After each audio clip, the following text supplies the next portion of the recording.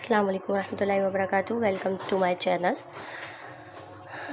आज हम जो है वो ग्रीन कोरिएंडर की जो है वो पीसने लग गए हैं चटनी।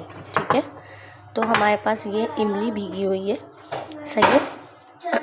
आप अपने टेस्ट के अकॉर्डिंग ले सकते हैं। ये इमली भीगी हुई है और ये मैंने अदरक लहसुन का जो हमारे पास पेस्ट है ना, उसको थोड़ा सा पतला कर लिया, मतलब उसमें पानी ऐड कर लिया है।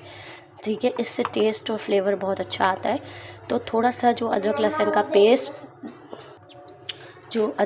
का पेस्ट है, इसको हमने थोड़ा सा मतलब जो थिक होता है उसको थोड़ा सा पानी जैसा कर लिया है। ठीक है, ये हमारे पास ग्रीन कोरिएंडर है, ये हमारे पास मिंट लीव्स हैं, ये ज़ीरा, ये नमक और 1 2 3 5 6 हमारे पास हरी मिर्चें हैं। आप हमने टेस्ट के अकॉर्डिंग हरी मिर्चें कम ज़्यादा कर सकते हैं, क्योंकि ये ग्रीन चटनी है तो उसके अंदर रेड जो है कोई भी मिर्च ऐड नहीं होगी।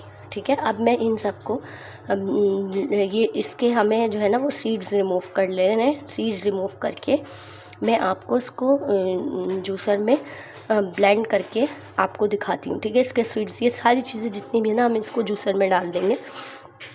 ठीक है, और जूसर में ब्लेंड करते हुए मैं आपको चेक करवाऊंगी और फिर आपसे मिलूंगी। ये देखिए, मैंने इसको जूसर में ऐड कर लिया है वो सारी चीज़ें। आपने इसमें एक्स्ट्रा कोई पानी ऐड नहीं करना, बस जो हमारा इमली का पानी है ना वही हम लोगों को ऐड करना है। ठीक है, अब इसको हम ग्राइंड कर लेते हैं। ये देखें ऐड हो गया है ये। अब हम इसको ग्राइंड करेंगे, उसके बाद इसको एयर टाइट कंटेनर में ग्लास की बोतल में 1 हफ्ते तक सेव करते हैं। मैं आपको दिखाती हूँ कि कैसे मैंने इसको कांच की बोतल में, कांच के जार में सर्व किया है। ये देखें, आप चेक कर सकते हैं इसका कलर कितना प्यारा है। इस चटनी को आप देखिए, मैंने कांच के ग्लास में इसको एक कंटेनर है मेरे पास कांच का, उसमें मैं इसको सेव कर रही हूँ एक वीक तक।